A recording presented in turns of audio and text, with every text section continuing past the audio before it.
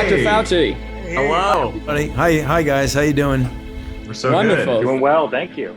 Good.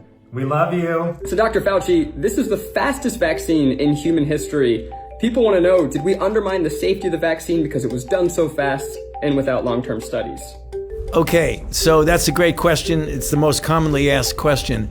There was no cutting corners.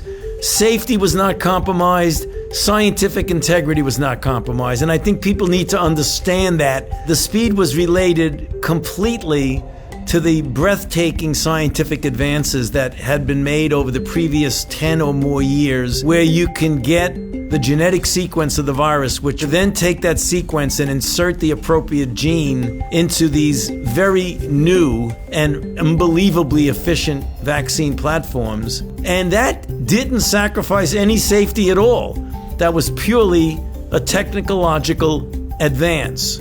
Then the Moderna trial was 30,000 people. The Pfizer trial was 44,000 people. And it happened to be taking place in the middle of a ferocious outbreak. So when you're trying to prove a vaccine works and there are just a few infections here and there in society, it could take 7 years to get a vaccine. There were so many infections that we went from sequence to getting the vaccine in people's arms in less than a year. That is historic, but it's historic from a scientific standpoint.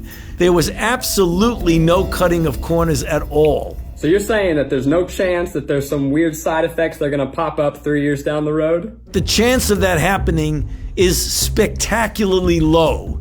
And let me tell you why. If you look at the history of all vaccinology and you say, when did these so-called longer-term effects occur? The overwhelming majority, 90+% of them, occur between 30 and 45 days after the vaccine trial ends. That is the reason why the FDA said that in order to make an emergency use authorization, you had to wait 60 days from the time 50% of the people in the trial got their last dose.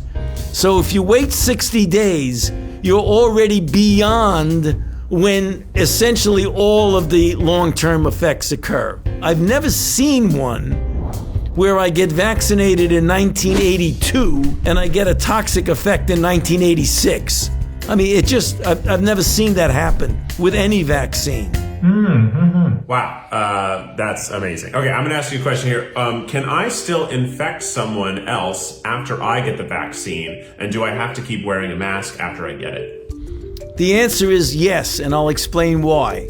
It is still conceivable that you could get infected and be asymptomatic. And even though the vaccine protected you from getting sick, it didn't protect you from getting infected. So you may not even know that you're infected and be completely asymptomatic and then spread it to somebody else. I think that's been the scariest part of this whole pandemic, is that I could totally have it and not know, and that terrifies me. We can pull back on masks when we get such an overwhelming proportion of the population is vaccinated that there's herd immunity, which means that the level of virus is so low that it's not a threat. What percentage of people need to get the vaccine for us to achieve that? You know, we don't know the exact number, but we can make a back of the envelope calculations that it's somewhere between 70 and 85% of the population needs to be vaccinated to get herd immunity. Here's, some people, there's a lot of people talking about things out there. Some people think maybe it would be easier to just achieve herd immunity by letting the virus spread rampantly through the population. What do you think about that? Okay, well, that's maybe the worst idea. Okay. I don't want to compare it to anything. I don't want to insult anybody. It's not my question. It's just a question that I read that I'm relaying to you because you're the expert. Do you read it on Facebook, Keith? I did read it on Facebook. The general level of herd immunity right now in the country, the last time the CDC looked at it was like 10%, 12%. Some cities like New York, it was 22% because New York got hit so badly in the beginning. So let's say that the level in the country today, let's say it's 20%. So with 20% of the people infected, we've already had 352,000 deaths. To get to 80, you'd have to have 4 times as many people. So are you willing to accept 1.2 million deaths in order to get to herd immunity? I don't think so. So the road to herd immunity is a vaccine, not just letting people get infected. And how soon after getting the vaccine would I be immune? So let's say you get vaccinated and then 21 to 28 days later you get a boost. Anywhere from 10 to 14 days following the boost, you can consider yourself protected. Dr. Fauci, a new COVID variant has been reported in over 40 countries and is said to be more transmittable. Will that make the vaccine irrelevant? That has a mutation which is causing the virus to be much more easily transmissible from person to person. According to the Brits, who've looked at it very carefully, and we will also be doing the same thing, they find that the mutation does not make people sicker or even more people dying, nor does it seem to interfere with the protection that's afforded by the vaccine. So the only thing that's functionally different, it appears to spread more easily. My fiance Maggie, she actually got the vaccine already at work. They've been prioritizing nurses. For me, there's like a lot of contrasting information out there. Like, I'm immunosuppressed and I don't know, am I supposed to get it? You can take a vaccine. The only time an immunocompromised person should not take a vaccine is when it's a live, attenuated vaccine, because the virus can then replicate a lot in you and not stop replicating the way a person who has a normal immune system would be. But you should get vaccinated, because even though the immune compromise may not get you to have as robust a response, a less than robust response is better than no response. So go get vaccinated. Some protection is better than no protection, yes. Learned that in college. Stop, guys. Stop. I have a newborn child. We just got his 2 months vaccines for all of the other stuff, but I've been really worried about COVID. When can my kids get the vaccine? Do they need to get it? They do, but let me tell you what the strategy has been for decades and decades and decades with vaccines. Children and pregnant women are vulnerable. So the general policy has been you do not vaccinate children or pregnant women until you've proven that the vaccine induces the same sort of response that it induces in normal adults and protects them. And you do what's called a bridge. You bridge the immunogenicity study in the children and the pregnant women with the efficacy study that you've already completed, and you make a determination that it's okay to give it to children. We're going to start that likely towards the end of January. We'll be doing that in children.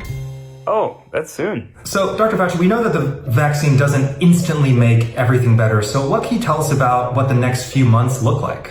By the time we get to April, I think it would be open season, namely anybody can get vaccinated. There's no restrictions on it at all because all the priority people have been vaccinated.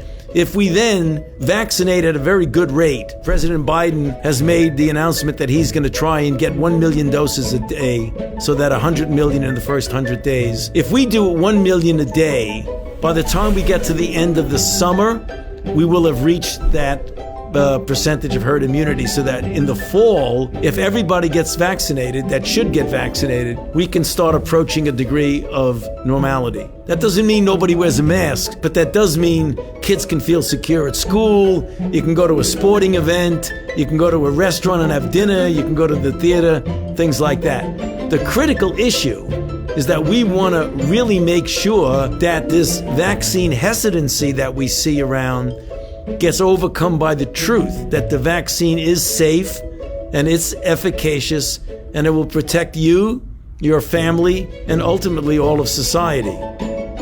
So go out there and beat the bushes. Tell your friends to get vaccinated. Dr. Fauci, you've been interviewed by the best of the best the world has to offer, but never by 4 idiots at once. Next up, we have a lightning round. Are you ready?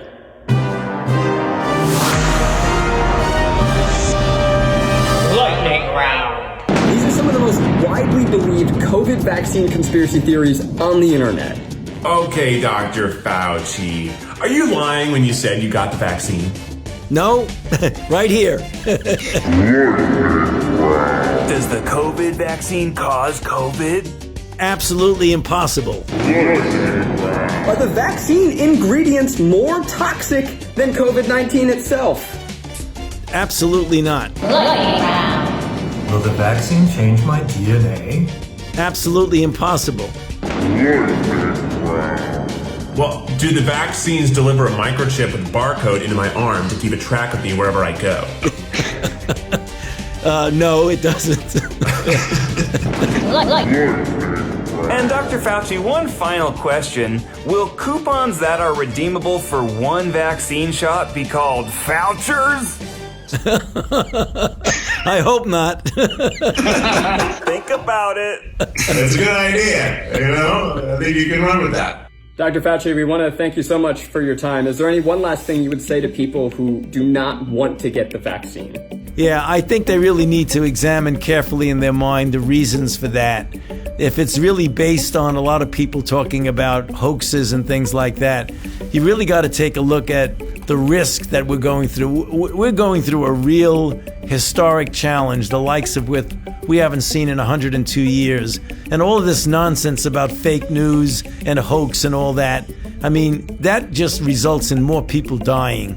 We want to thank you so much Thank for you so everything much. you do. Yes, it's been a real pleasure. Get vaccinated, everybody. You bet.